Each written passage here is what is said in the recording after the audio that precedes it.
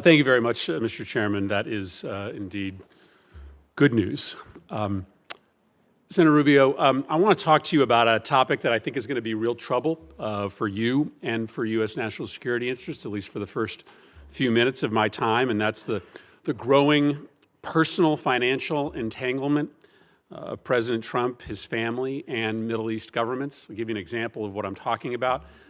For nearly 8 years, the Trump Organization has been pursuing a real estate deal to build a hotel complex in Jeddah, Saudi Arabia. During President Trump's first term, the Trump Organization actually voluntarily committed to refrain from pursuing real estate deals with foreign companies, especially those that are backed by foreign governments. And so the deal didn't go through, and then it remained stalled for the entirety of the Biden administration. And then magically, 30 days after the November election, Saudi Arabia's biggest construction company that's affiliated with the government announced that the deal was going forward alongside an additional $200 million deal for a Trump property in Oman. Now, it used to be that somebody with these big financial business interests would come into government and take actions like setting up a blind trust or divestment in order to make sure there was no connection between their personal financial interests and the business they were conducting in government. But President Trump has just done the opposite, right? Over the last 8 years, while he was in office and since he's been out of office, he and his family have become more deeply dependent on revenue from governments in the Middle East. During his last presidency, Middle East interests sent about $10 million to Trump properties. After he left office, Trump's son-in-law, Jared Kushner, who was his primary Middle East envoy, was handed $2 billion in investment by the Saudis, even though a Saudi investment board said the investment was a bad business decision. That investment actually comes up for renewal in 2026, giving the Saudis massive leverage over the Trump family. And then to make matters worse, right after the election, the Trump Organization said that in this term, the president-elect's second term, it would drop its previous prohibition on doing new deals in the Middle East with private foreign companies aligned with foreign governments. So the Trump Organization is going to be signing new business deals in the Middle East with private companies that have connections to foreign governments at the very moment that you are going to be conducting sensitive diplomacy in these countries. That's just extraordinary. Never before in the history of this country has a president been, literally receiving cash from foreign governments and from foreign companies that are backed by foreign governments in the middle of their term. If you or I had done this as senators, we would be in violent violation of Senate ethics rules. That's not permitted on the Foreign Relations Committee.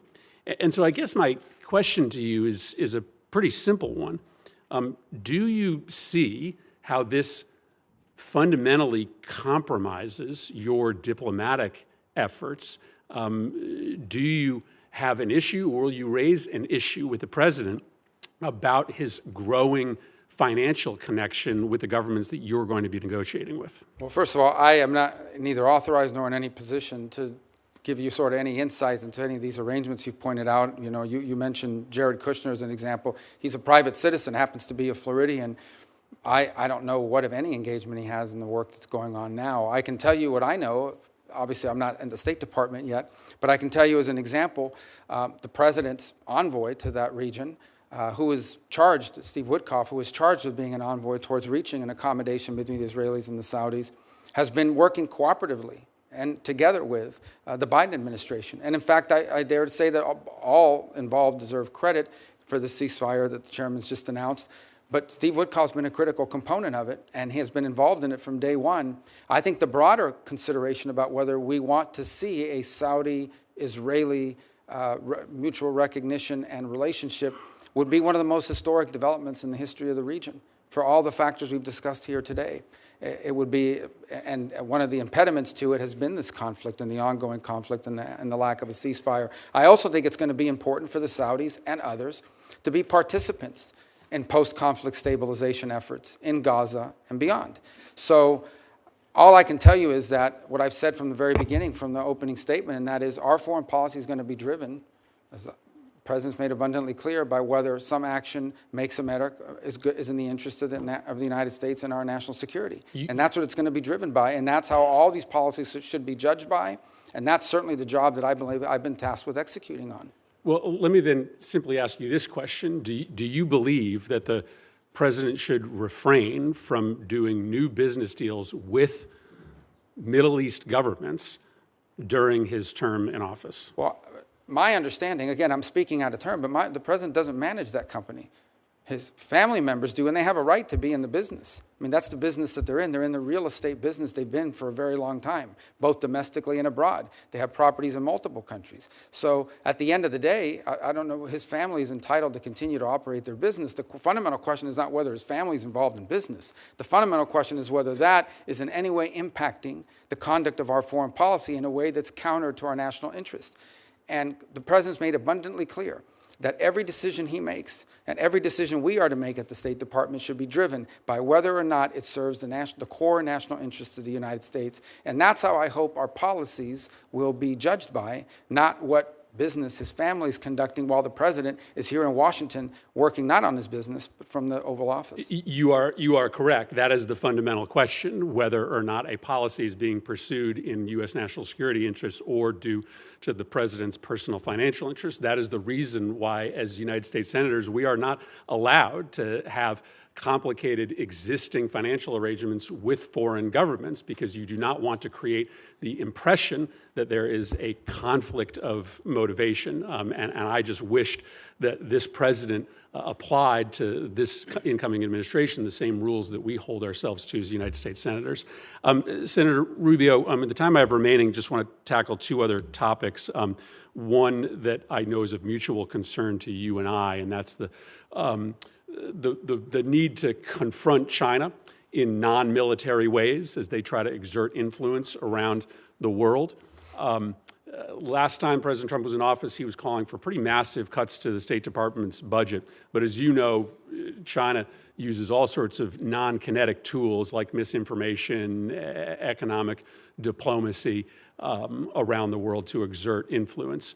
I'm hopeful that you're going to be an active voice to try to make sure that you have the tools, including when it comes to combating Russian and Chinese misinformation, to be able to confront all of the ways, many of them asymmetric, that China in particular, but Russia as well, presents challenges to U.S. interests. Just wanted to get your commitment to make sure to build that full, comprehensive foreign policy toolkit. Yeah, not only have I been someone concerned about foreign disinformation, I've been the target of it from multiple nation states. And I've learned over time that the best way to confront disinformation is through a flood of free speech that allows the counterpoints of view to be heard and understood. I think where we get ourselves into trouble, and we've learned this now, and I think multiple U.S. companies are now admitting, is when we get ourselves into a position of determining what's true and what's not, and then using the tools of government to go after that, particularly when it implicates domestic entities. But yes, it is one of the tools that they have in their toolbox. By the way, it's not just disinformation. It's flat out influencing nation states' views of the United States writ large by promoting conspiracy theories internally in other countries that undermine us and that undermine our standing, whether it's in Africa, and increasingly you see it in the Western Hemisphere as well. And one of the best ways to combat that is to be present, to be there, to show what we do, and to brag about what we do. One of the things that frustrates me the most is there are literally programs within the USAID where they do not allow us to label it as made in America or a gift of the American people because it might offend someone locally. I think it's important for the world to know that what the United States is doing to help their societies, we do not do a good enough job of promoting what we have done historically and continue to do to help our fellow man around the world. Yeah, China is spending $10 billion per year on that propaganda and misinformation operation. They celebrate when budgets get sent up to the Hill that propose big increases in military spending and giant decreases in the kind of tools that are available to you. So I do look forward to working with you to make sure that we've given you that full suite of tools necessary to confront our adversaries. Thank you, Mr. Chairman.